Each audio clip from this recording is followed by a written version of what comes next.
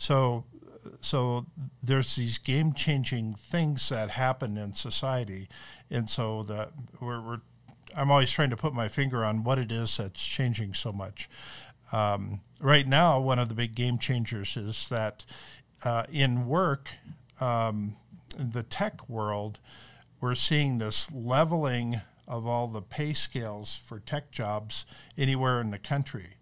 In the past, you'd get paid so much more in San Francisco or New York, and now if you live in Des Moines, Iowa, or Oklahoma City, you can get paid almost as much as if you're working out of Silicon Valley, and that change in pay scales is creating quite the interesting dynamic, because somebody actually, if you want to own horse property in the middle of Ohio or something, you can use your salary that you're getting from Silicon Valley, and you can afford quite the ranch out there. And is that mostly just driven by the rise of remote work and distance work? Right. This is all a change that came about as a result of COVID. COVID just opened the door to remote work, and people do not want to go back into the office. I certainly don't. And for that reason, it's opening the door. So if you truly want this talent, you want this person to work for you, then you pay them the right salary, and they can live wherever they want to live. Yeah. How do you think that's going to impact demographics and population dynamics? Because it seems to me like, first of all, it could be, and it hasn't really worked out this way so far, but it could, in theory, be a shot in the arm to parts of the country that are more flyover zones, which have historically been flyover zones, but which now are pretty attractive in as much as they're quiet, they're away from the city. I'm thinking like Missouri or maybe Arkansas or some part in the middle of the country where you could make $200,000 a year as a machine learning engineer, but just have like this ranch property somewhere in the woods, and you get to know your neighbors, and you have kind of a quiet, rustic life, but during the day you do this cutting edge work.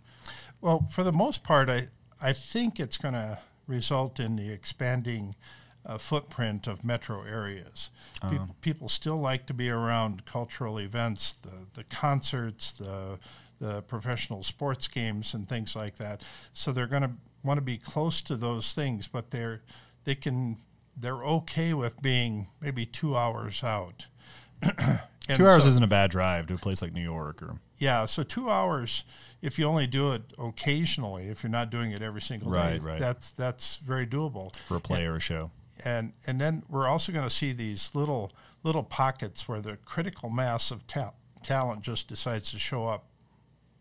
This might be in the middle of Arkansas, the middle of Nevada or Utah, someplace that you wouldn't expect it to happen, and all of a sudden you have maybe 24 really talented tech people show up there, and that community of tech talent then just spawns lots of other interesting things to happen.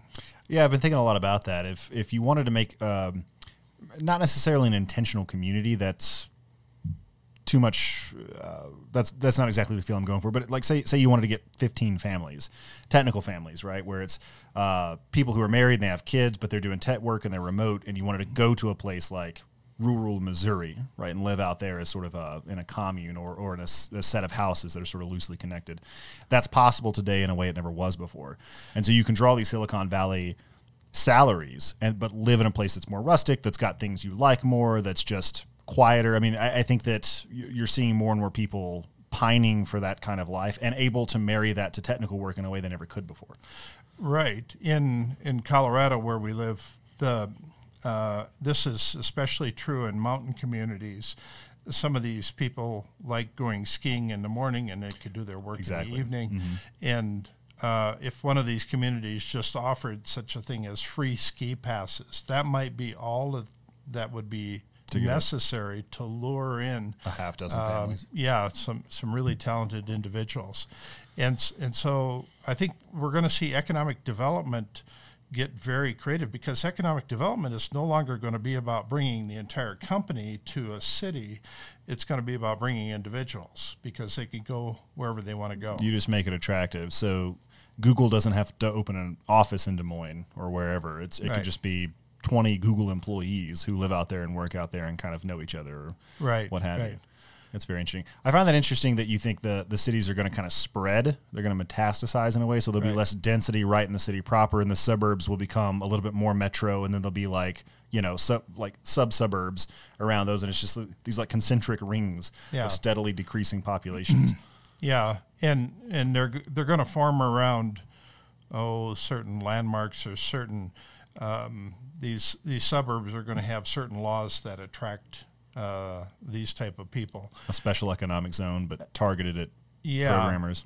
Yeah, and it might be something that incentivizes new startup businesses or something like that, because virtually every one of these people has got some side hustle going on that they're going to make a killing on eventually. That's what they think anyway. Yeah, we are known for that. Well, they've been trying to do stuff like that for a while. So New York has got programs in place that are trying to shock these blighted areas back into life by bringing startup talent out there.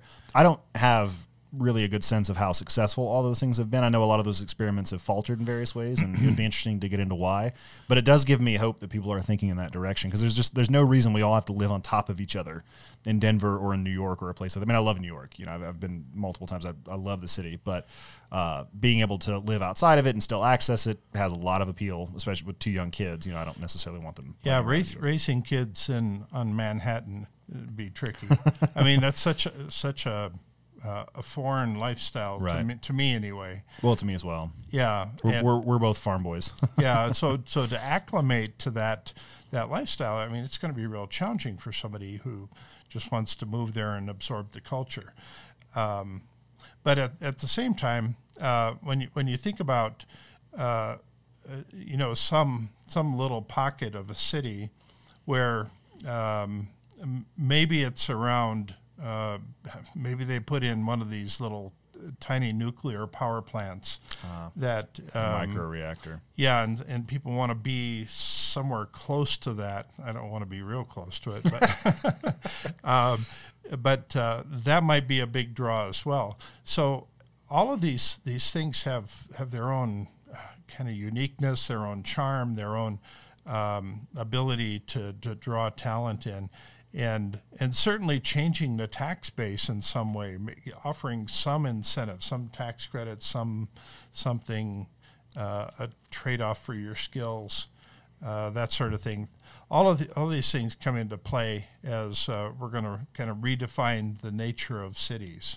I wonder if you could approach that from the other direction and go to these little municipalities and try to work with the city council to create incentives around tech talent moving out there. Because, I mean, if somebody's making $300,000 a year as a Facebook engineer or something like that, I mean, and they're living in Des Moines or Kansas or wherever, they're going to want to do things with that money. I mean, they can't put it all in crypto. I mean, they'll probably put a lot of it in crypto, but you can't all go to Bitcoin, right? So, I mean, they're going to be going to movies, they're going to be going to coffee shops. And I got to think that if you worked all the details out correctly, you would more than make up for the lost tax revenue in all the extra spend that would come when you've got, let's say it's 10 people, $3 million a year in gross revenue that they're making, and that they will be spending somewhere, sending their kids to whatever, do whatever, horse riding lessons, or fly fishing, or guided tours of whatever. So if you found the right municipality, if you found the right place where they were amenable to that, you could approach it from that side too and say, what could we do to make this a place that tech workers want to go in the great diaspora? Yeah, so I think there's going to be lots of experimentation, because this really does open the door for kind of this new generation. Gen Z is going to be moving into decision-making roles, and they come with a vastly different kind of set of experiences and set of needs and desires, and so they're going to be challenging the assumptions that have been driving most decisions of the past. That's true. So I think we're going to see lots of fascinating changes, and at the same time,